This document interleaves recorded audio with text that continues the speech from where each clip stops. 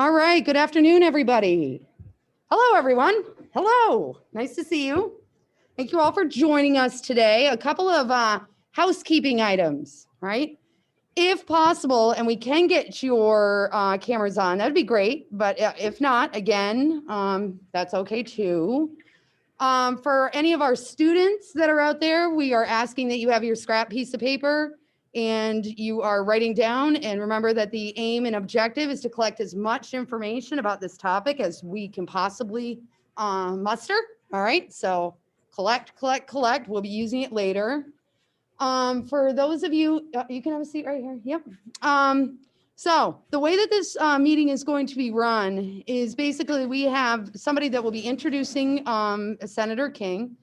And then from there, Senator King will be presenting. During his presentation, make sure, of course, that your microphones are on mute. And you do have the opportunity to ask questions, that come up.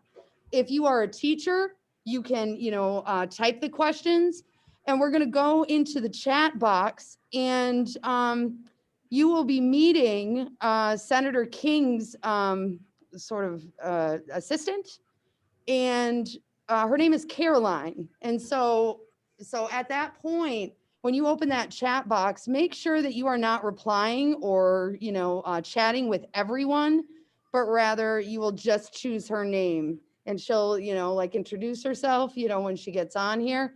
And when you do that, let's see. Hey, Aaron. Yeah. Oh, hi, How are Angus ya? King. Hello, Senator. How are you?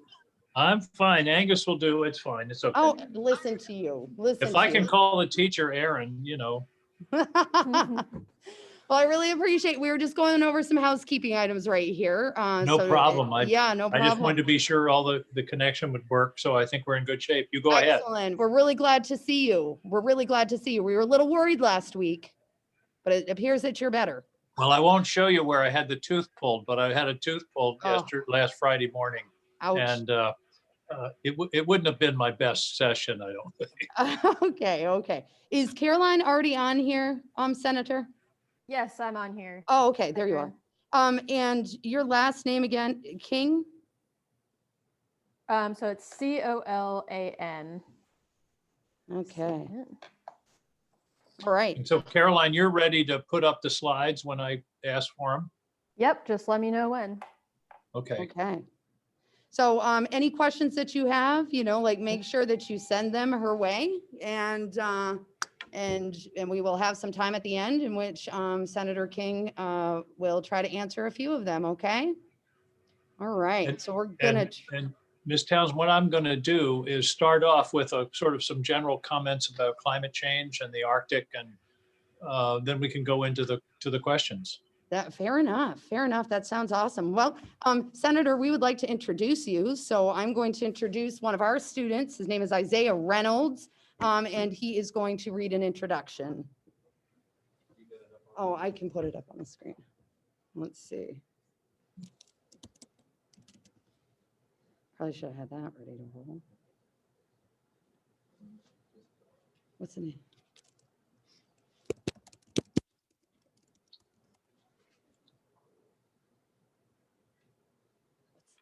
You want to read it off here? Okay. All right, there you go. Hi, Isaiah. Hi. All right. Good afternoon and welcome. My name is Isaiah Reynolds, and today I have the honor of introducing Senator Angus King. Thank you all for joining us today. We would like to start off by thanking Senator King and his staff for their time and providing this incredible opportunity to hear more about the Arctic. We welcome Maine High School students and teachers joining us from Auburn, Lewiston, Brewer, Dover, Foxcroft, Bethel, Litchfield, Rockland, and Norway. We also welcome representatives from the University of Maine School of Earth and Climate Science, Woods Hole Oceanographic Institution, the Maine Department of Education, the Camden Conference, and the Arctic Consortium of the United States. Senator King served as governor of Maine from 1995 to 2003. Thanks to his efforts, starting in 2002, laptops were distributed to every 7th grade student in the state through the Maine Learning Technology Initiative. It was one of the first such initiatives anywhere in the world and the first in the United States to equip all students with a laptop. This is in part what makes this Zoom meeting possible today. Senator King has been in the Senate since 2003 and is very active in Arctic affairs. In 2019, he introduced a bill called the Arctic Naval Focus Act to direct the attention of the federal government to recognize the importance of the Arctic for the United States' national and economic security interests. Senator King consistently advocates for the interests of Maine in the Arctic by working to advance Maine's leadership in the region. The Arctic is important to Maine students because the region is going through massive amounts of environmental, social, and political change that will directly impact future opportunities for our state. We are honored to have him here today, and we will now turn over to the meeting to learn more. Senator King, welcome. Well, thank you very much, Mr. Reynolds. It's great to be with you all. And I want to start with my first ever visit to the Arctic, which was shortly after I became a senator. And I was invited to go by the United States Navy. We flew from Washington to Alaska. We then took a small plane to a very northern part of Alaska. And then we took an even smaller plane where we flew out over the ice on the Arctic Ocean. This was in early March. I think it was 2013. We went to visit a scientific station on the ice. And then all of a sudden, up through the ice came the conning tower of a nuclear submarine. It burst through the ice, broke the ice, it opened up, and there were 6 or 7 of us. We got on the submarine. The submarine then submerged under the Arctic ice, and we spent the next 24 hours on the submarine with the crew 300 or 400 feet under the Arctic Ocean. So that was my introduction to the Arctic. Since that time, I've been several times to meetings in the Arctic up in northern Canada. Also an amazing trip to Greenland, which I'd love to share with you because it's so relevant to climate change. But before we start talking about specific Arctic issues, well, why are we even talking about the Arctic? Well, the short answer is because the ice is melting. The Arctic has been essentially closed to traffic, to ships, and to exploration by transit for pretty much all of human history.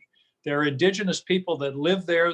They travel now by snowmobile. It used to be by dog sled, on foot, and snowshoes.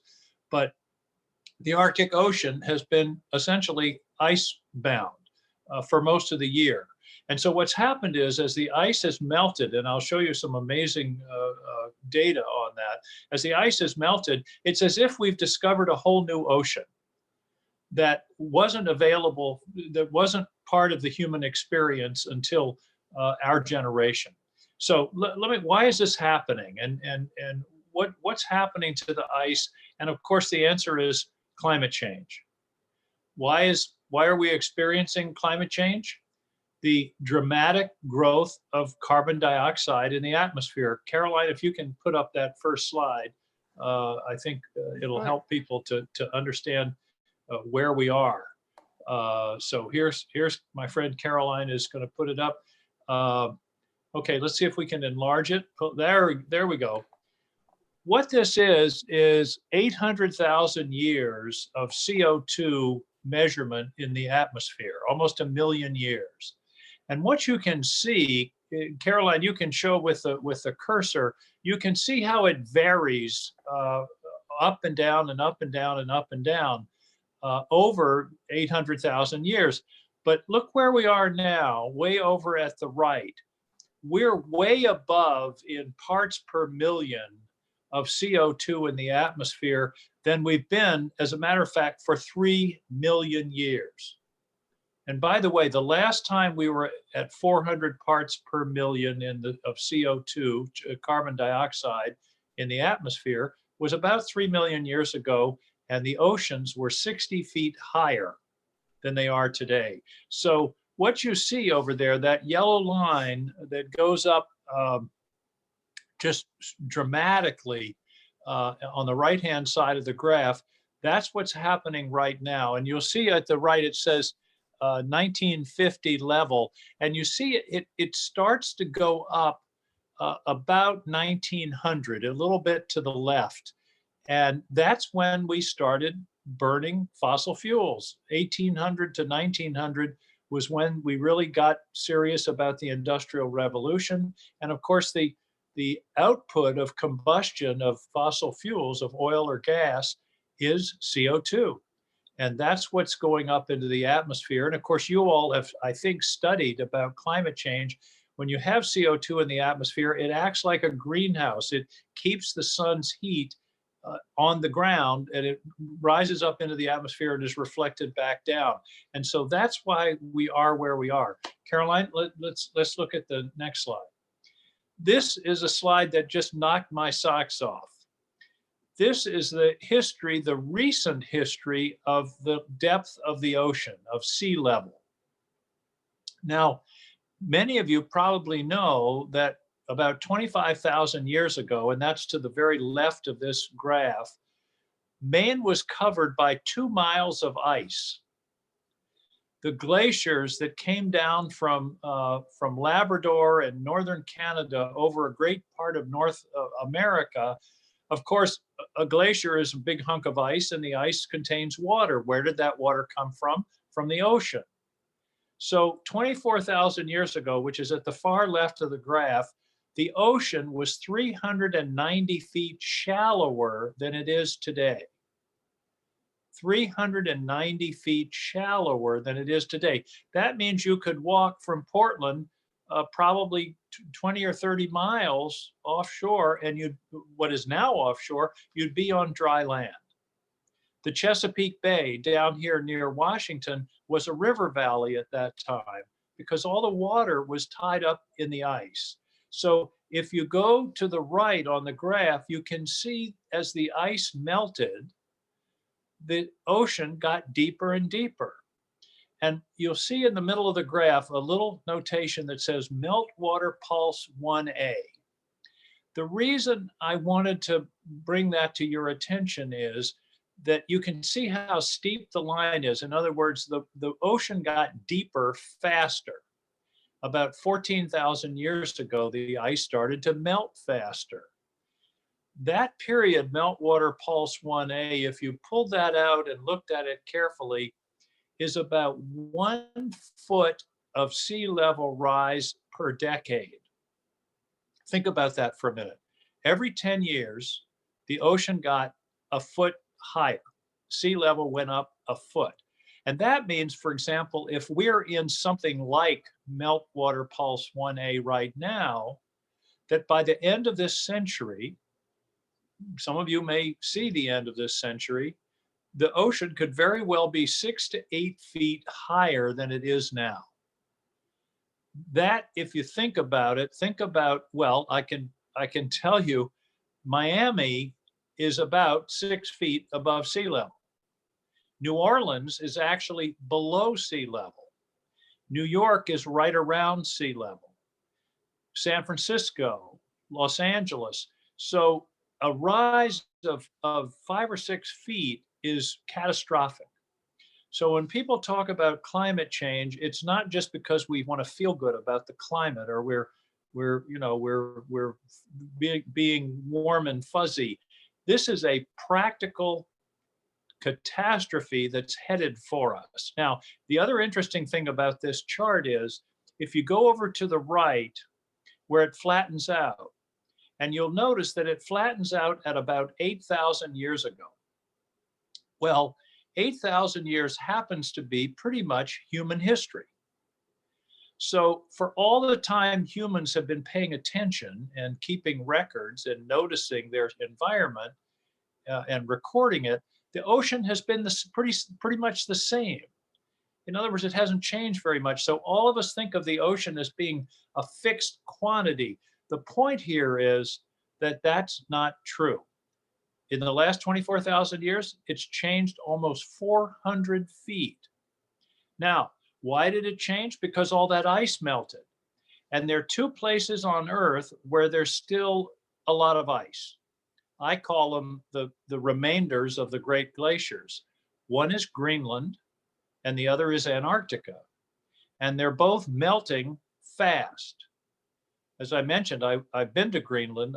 I've seen what looks like a gigantic river of melting water pouring down these holes in the ice pack in Greenland, and it just overwhelms you how fast this is happening. Now, if all of Greenland melted, which isn't going to happen anytime in the immediate future, but if it did, sea level would go up about 20 feet. If all of Antarctica melted, sea level would go up over 200 feet.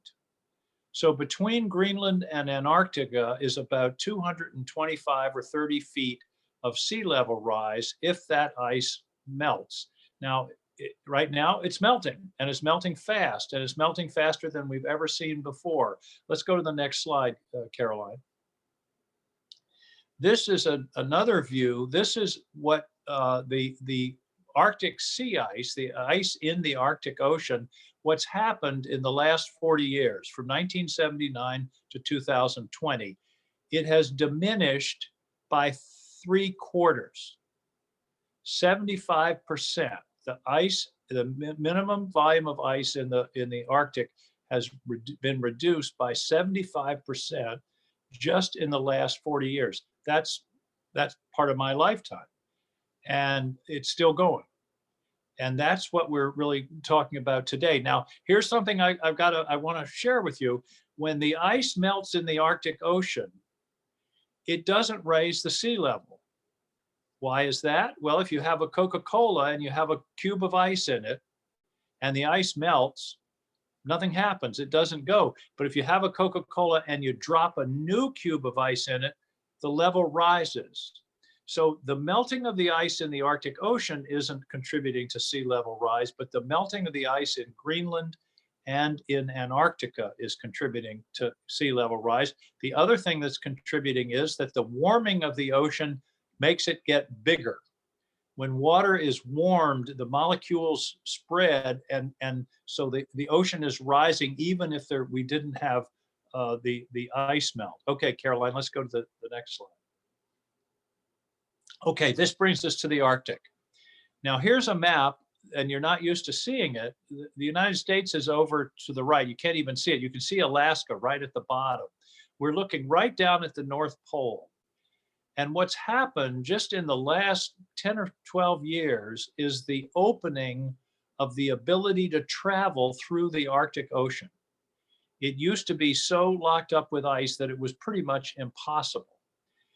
The blue line that you see is called the Northern Sea Route, and the land to the left of that Northern Sea Route is Russia. Russia is the largest Arctic nation, and then you can see up at the top Finland, Sweden, and Norway, the Scandinavian countries, and down at the bottom you see Alaska. And then there's a route through the middle that is a possible route to go right through, but that's not open now. That's still pretty much covered with ice.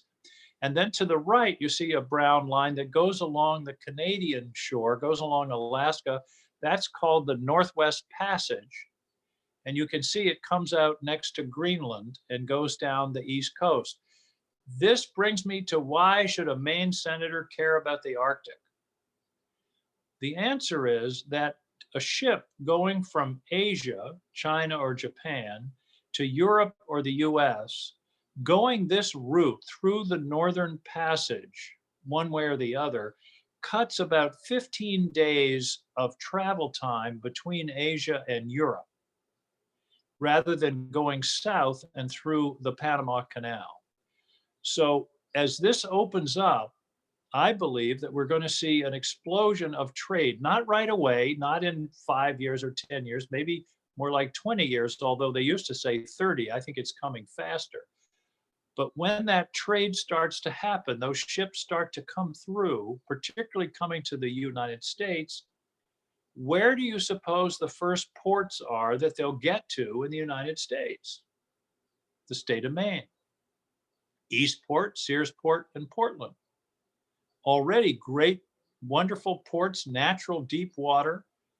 And so I see this as an opportunity for Maine. It may not be, as I say, in the next 5 or 10 years, but in the long run, I think it's going to be a huge opportunity for Maine. And in some ways, it's back to the future. 100 years ago, Maine was the center of trade because of the clipper ships and the shipping that took place involving Maine ships and Maine crews. And you drive along the coast of Maine and you see these big, beautiful white houses in places like Bath and Wiscasset, all up and down the coast, Camden, Rockland, these big, gorgeous houses. Those were ship captains' houses. Those houses were built by trade. And that's what I think is a huge part of the potential. And it's why I'm very much involved in Arctic issues, working with my colleagues in the Senate. Caroline, is that the last slide? I think it is. No, here's one more. Yeah, this shows a trip going through. Well, two things I want to show you here. You can see at the top, it says ice extent on September 2015. And then to the left, you see the gray, that's September 1985. So you can see how it shrunk. And believe me, it shrunk even more since 2015. But this shows this is the route of a passenger ship that went through the Northwest Passage and stopped at these various places in Greenland and then Bar Harbor and then down to Boston, Newport, and New York City. By the way, you could have taken a ride on that ship, the first cruise ship to go through the Northwest Passage. I think a cabin was $90,000. So, gee, I missed that one, but you know, and maybe next time. Okay, Caroline, are we? I think that's the last. Yep, that's the last chart. that was Okay. the last slide. That's the last chart. Okay, well, I've talked enough. I hope that's given you some background about what's happening, why it's happening, and what the future is. And now, Ms. Towns, I'd be glad to take questions. All right. Caroline, did you receive any questions in the chat? So far I have one. Okay. Says, how can we convey to the American public the harmful economic consequences of not making geopolitical involvement in the Arctic a top priority? Well, I think we can convey it in a lot of ways. People like me have to talk about it. I talk about it in the Senate, on the floor of the Senate. I make speeches in Maine. I also have had a lot of time down here in what are called think tanks. A think tank is an organization that hires a lot of smart people to talk about and think about a particular issue. It might be climate change. It might be financial policy. It might be foreign policy. And I've Lisa Murkowski, who's my sort of other, she's the other side of the Arctic caucus. She's a senator from Alaska. And she and I have gone to a lot of these think tank sessions where we've talked about this, and we're trying to get the word out as much as possible. We've gotten the attention of the US military. The Navy just recently published a report just in the last couple of weeks about the role of the Navy in the Arctic. And I should say, one of the concerns is that Russia is militarizing their shore. They are building bases, air bases, naval bases. So far, it appears to be defensive. In other words, they are building these bases to defend themselves, but it's still worrisome. The other thing that's worrisome is that the Chinese have suddenly become very active in the Arctic. I'll never forget going to an Arctic conference in Iceland about 5 years ago, and there were about 40 people from China there. Most of the people there were from Norway and Sweden and Finland and Iceland and Scotland and Canada and Russia. You know, that was the Arctic countries. All of a sudden, there was this huge delegation from China, and I said, well, what's that all about? And one of the Chinese fellows says, well, China is a near Arctic nation. Well, my response to that was, if that's true, Maine is a near Caribbean nation. I mean, you know, they're no closer to the Arctic than we are to the Caribbean. But anyway, they're very active up there. We're not quite sure what they're up to, but we think it's about mineral exploration. And of course, it's also about trade and developing those trade routes. So how do we get to the public? We just have to keep talking about it and making it clear to people. As I said at the beginning, this is serious national security issue. It's a serious cost issue, and it's something that we just ignore at our peril. And it's something that it's one of my biggest priorities down here in Washington. All right, we have a lot of good questions coming in now. Here two related ones. Says, do Maine ports like Eastport and Bar Harbor have the infrastructure to support this trade boom? And how would the Maine shipbuilding industry benefit from being more involved in the Arctic? Well, let me take the second one first. I'm hoping that it will continue to benefit. We have a great shipbuilding industry, from the great big naval destroyers that are made at Bath Iron Works, to tugboats made in Booth Bay Harbor, to fishing boats made up in Washington County. So there's lots of opportunity there. In terms of the ports, Eastport does have the infrastructure. Maine has had for many years what's called a 3-port strategy. And the major commercial ports are Eastport in Washington County, which is one of the great deep water ports in the world. It's 60, I have been in a boat and you can reach out and touch the shore and you're in 65 feet of water. That's unheard of most places. In New York, they're spending billions of dollars to dredge to get to 50 feet, and we have it naturally. So Eastport is one, Searsport is the other on the mid coast, and then Portland, of course, is a great port, Casco Bay and Portland Harbor. And Portland is already experiencing a almost Arctic renaissance of trade. There's a company called Ameskip that is a Icelandic shipping company that has made Portland their US headquarters. And they ship these big containers. Not only they go on the train to Portland, and then they go on the Ameskip ships and go to Iceland, Norway, Sweden, Finland, what they call the high north. And that's already a big deal. Jobs and a lot of activity. If you're in Portland and go down on the waterfront, it's toward the end, toward the Casco Bay Bridge, you'll see that Ameskip port. So we're already enjoying the benefits. This isn't Arctic necessarily, but it's certainly northern trade. All right, can you talk more about the Arctic Caucus and what it does in the Senate?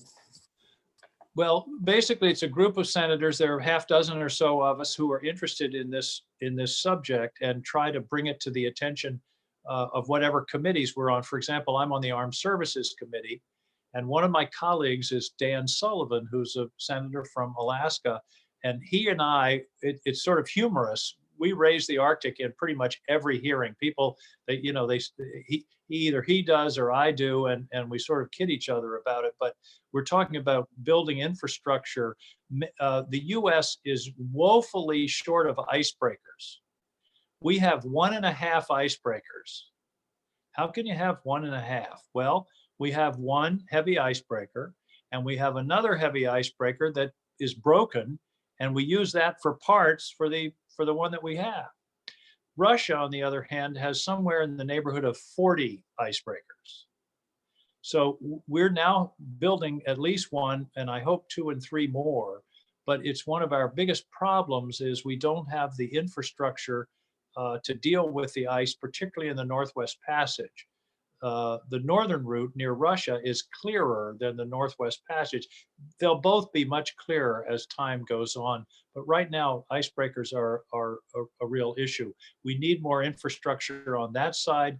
So that's one of the things the Arctic Caucus works on. It's a funny story. When I first got to the Senate, I got interested in these Arctic matters, as I mentioned, going in the submarine under the ocean, under the Arctic Ocean. And I was walking into the Senate chamber behind Lisa Murkowski, the senator from Alaska. And I said, Lisa, I want to be the Arctic senator.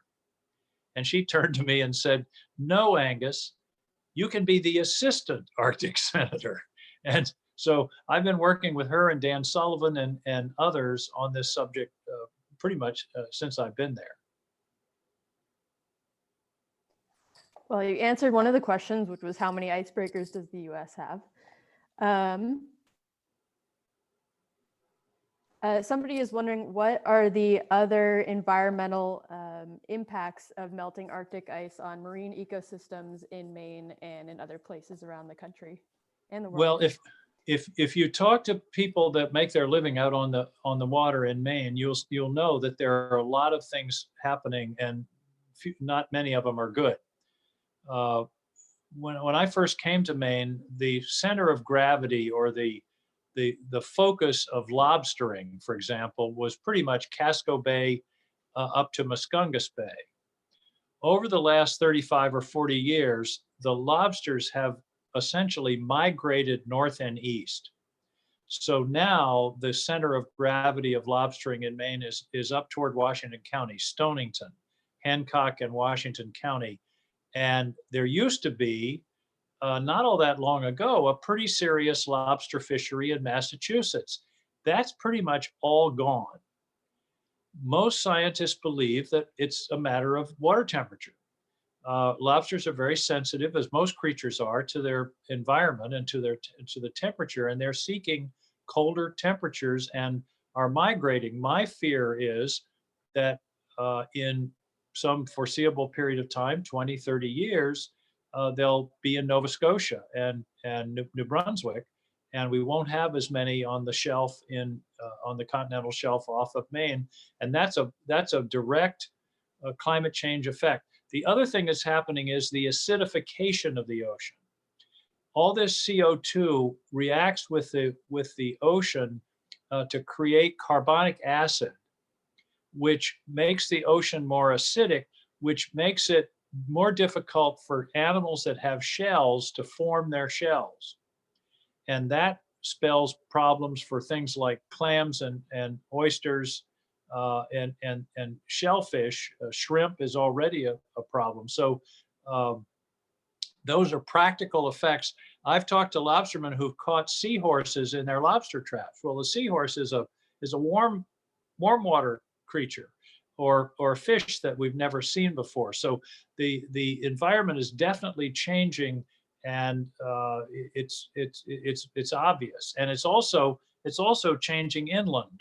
We're seeing different kind of bugs. We're seeing tree changes in our forests. So it's a and let me mention one other thing. I mentioned, as I said, that I'm on the Armed Services Committee, and I'm also on the Intelligence Committee. So I deal a lot with foreign policy. And one of the great concerns about climate change is that it's going to create a large band around the middle of the earth that's going to be almost uninhabitable, because it's going to be so hot and dry. And throughout history, when your country dries up, when you can't get water, when you can't grow food, what do? You move. And the estimate is we could be facing between 1 and 200 million climate refugees around the world who are seeking the ability to live, to grow crops, to have water. That's going to be a very dangerous and destabilizing matter. And that's why, or one of the reasons, that the Pentagon, the Defense Department, sees climate change as a national security threat. It's not only a threat to lobsters or to moose or whatever, but it's also a threat to our national security, because it's going to create instability around the world, and it's going to create a lot of people who are going to be wanting to move to more temperate climates, and that means North America or Europe. All right. Well, I think a lot of these students, since they're in high school, are getting close to thinking about the college process, are already in it. So one question is, what do you think what role do you think Maine Maritime Academy can have in future job opportunities in shipbuilding and shipping in the area? Listen, I think, not to do an advertisement, but I think Maine Maritime Academy is the single best deal in American education. The relationship between what it costs and what your prospects are when you leave in terms of jobs and money and opportunity is phenomenal. Maine Maritime is a gem, and it really is a major opportunity. If those of you that are watching me, if you're trying to think about where to go and you hadn't really thought about Maine Maritime, you ought to look into it. Uh, I have kids who grew up in Brunswick and Topsom, and they have friends that went there, and the friends that went there, the day they leave, they get great jobs with making, a lot of money. And it's because they have the skills in maintaining and running ships. It's maritime, but they also learn how to run power plants, international logistics. So Maine Maritime is something I think any student in Maine ought to consider. Right. Many people are resistant or unwilling to discuss and take action against climate change. What do you think is the best way to get more people to care about climate change and its effects? Well, I think the best way is with the facts. I mean, I've got to tell you, I mean, I've been involved in environmental issues pretty much all of my adult life, so I didn't take a lot of persuading. But that chart that I showed you all about the change in the depth of the ocean, to me is pretty stunning. When you realize that, I don't know about you, but I've always thought, sea level is sea level. Well, it turns out that 25,000 years ago, which is a long time ago, but it's not a million years ago, sea level was almost 400 feet shallower than it is today. That you just can't ignore that. And then you look at the numbers on CO2, and a lot of climate doubters will say, remember I showed you that first chart, they'll say, well, CO2 changes over time, it's natural, it's a natural cycle. It is a natural cycle, except we're way out of the cycle now. We've juiced the cycle. We've changed the direction. In fact, if you look at the cycle, Caroline, can you put that first chart up again? Sure. If you look at where we are in the cycle, historically, here it comes. Okay, there it is. If you see it going, it starts, it goes up, down, up, down, up, down, up, down, up, down. It looks like we were pretty much at an up time and it was ready to go back down again if it repeats the pattern that it's done for the last million years. And yet we've disrupted that, and it's just amazing. I mean, you can see it's varied between about 180 parts per million up to 260. It went as high as 300 back 300,000 years ago, but it went as high as 300. It's over 400 now. I remember in 2013 when it was a big deal that it went to 400. I think it's now at like 419. I mean, it's just so dramatic. So when people tell me that, climate change is a hoax or it's not real, you gotta show them the numbers and just say, look, and here's another way to look at it. Okay, maybe all the scientists are wrong, and maybe it won't be as bad as we think. But shouldn't you prepare for the worst and hope for the best? Because the opposite, if we hope isn't a policy. And if we hope it's not going to get so bad, but don't prepare or don't try to prevent it or slow it down, then you're taking a chance that there's going to be a real catastrophe, a real disaster that will affect the whole world and certainly affect the country and the state of Maine. By the way, everybody, this is Caroline Colin. Caroline works for me in Washington. She's one of my key staff members on the Energy and Natural Resources Committee. She works with me on these kinds of issues of climate and energy and those kinds of things. And so she's helping me today on the technology. Thanks, Caroline. You're welcome. And I went to Maranacook, so not too far away from all of you. That's good. Can you talk more about working with other members of Congress that are maybe opposed or not as forward-looking on as you on climate change? Well, there's been a change just in the last 8 or 10 years. 10 years ago, there were a lot of politicians, particularly Republicans, to be honest, who basically said it's a hoax. It's not real. We don't need to worry about it. Keep burning oil and gas. I've seen a change to the point where last year we formed for the first time a bipartisan, both parties plus me as an independent, Climate Solutions Caucus with some very conservative Republican senators who basically now what they say is climate change is real. It's happening. They still have some doubts about how much people have to do with it. I don't have those doubts, but they still do. But at least they're getting to the place where they realize this is a problem that we've got to attend to one way or another, and dealing with CO2 is the way to do it. So we're not there yet. It's still a controversial issue. Last night, I was on the floor of the US Senate, and we had some Republican amendments that were, saying we need to burn more oil and burn more gas and expand natural gas and those kinds of things. So on the other hand, these were people from states where their economies depend upon fossil fuels. And it's easy for me, because we don't have any gas or oil, to be strong on these issues. It would be a little harder if Maine were an oil producing state. So I'm not making excuses, but I'm just trying to, when your state like Wyoming has 30,000 people working in the fossil fuel industry, you've got to represent those people. And so we have a responsibility, I think, as we transition from fossil fuels to renewables, to look after those people whose jobs are at risk. We can't just say, oh, that's tough. You had a great $100,000 a year union job and now it's gone. We can't do that.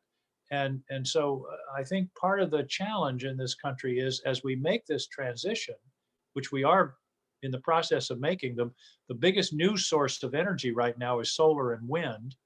But we've got to think about those people and be sure that people aren't left behind, and that we can find ways to transition them as well as the economy. So it's I'm not making excuses for my colleagues, but I'm understanding them, and I think understanding where other people are coming from is one of the ways that you can move them along and persuade them to work with you. And we are making huge progress. We just had a hearing this week in the Energy and Natural Resources on climate change and the effect on the energy sector.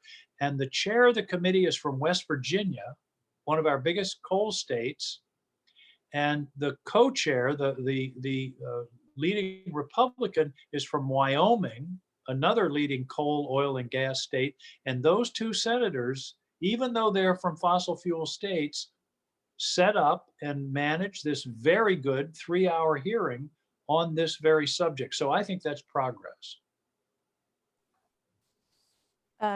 So President Biden just rejoined the Paris Climate Agreement through an executive order. What kind of policies will the US need to put in place to meet our goals along with other countries? Well, that's a really important question, because we can't do this by ourselves. When I was governor, before most of you were born, we realized that Maine we actually did a calculation. Maine could shut off all of its factories and turn off all of its automobiles, and we would still have air pollution problems along the coast. Why? Because the winds in the US blow generally from west to east, and we were getting the bad air from our neighbors to the west. We were literally at the end of the national tailpipe. Well, that's true internationally too. Carbon dioxide, once it gets in the atmosphere, doesn't care about the border between China and India or the US and Canada or Russia and Finland. It just goes up there. So this has to be an international project. And that's what this hearing was on the other day that I told you about. And one of the things we talked about was sharing technology. If we find ways to make energy cleaner, we should share that technology with the rest of the world. China has a goal of being carbon free by 2060. We have a goal of being carbon free by 2050. It's going to take a huge transformation and a lot of investment and a lot of change in the employment patterns for that to happen. But it is happening already. Electric cars are exploding. I mean, I shouldn't say that they're not blowing up. The sale of electric cars is going up very fast. And we're seeing that kind of change. If you ask me for the one thing, there are two things I think we could do about climate change right away. One is relatively easy, and that's to control methane. Methane is a gas that goes up in the atmosphere as a byproduct of drilling for oil and gas, mostly. That's where it comes from. It also comes from cows burping. If we could keep cows from burping, we could significantly cut methane. That's another subject. But methane is 80 times as bad a greenhouse gas as CO2. 80 times. So a little bit of methane is a real problem. It's relatively cheap to control methane, and there were regulations on the oil and gas industry to control it, which the Trump administration repealed. I think one of the things we have to do is put those regulations back in place. If you're going to make oil and gas, that's fine, but don't put methane up in the atmosphere because it's so dangerous. That's number one.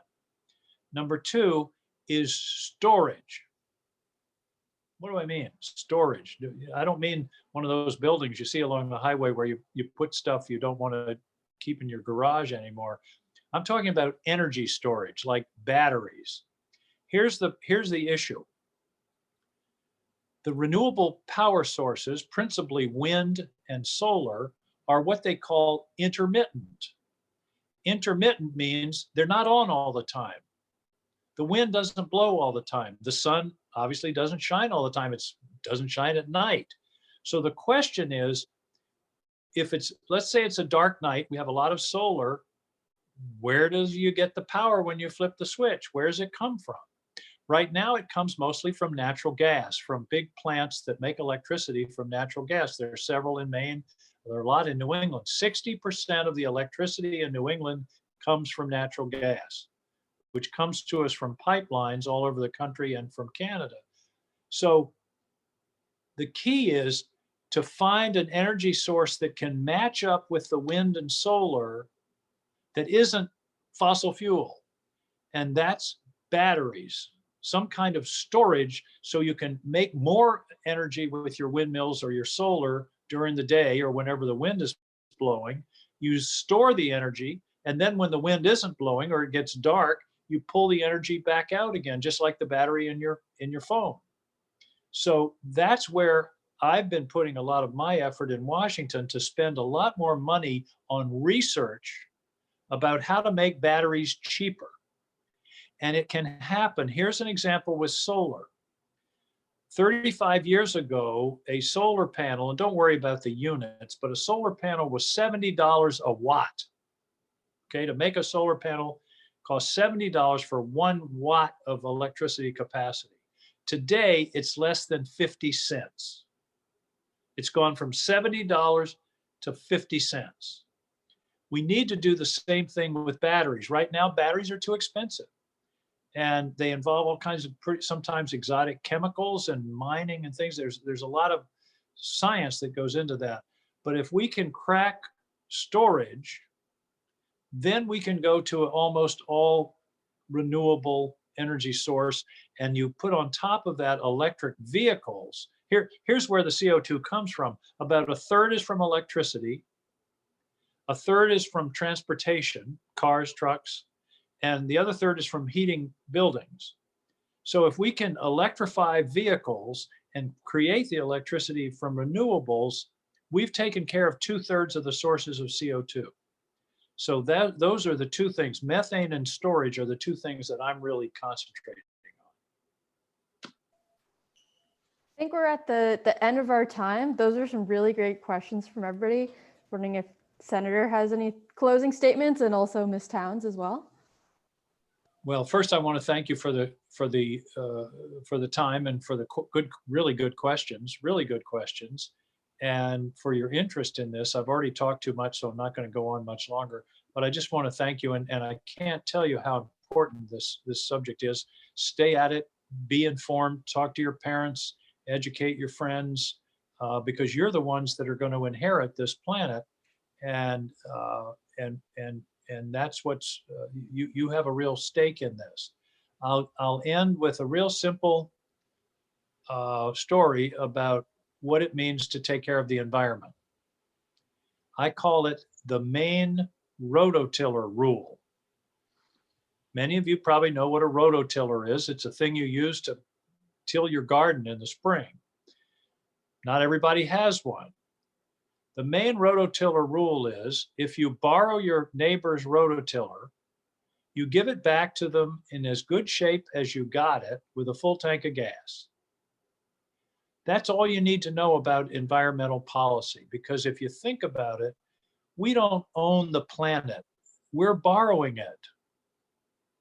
My generation is borrowing it from you. You're borrowing it from your children and grandchildren.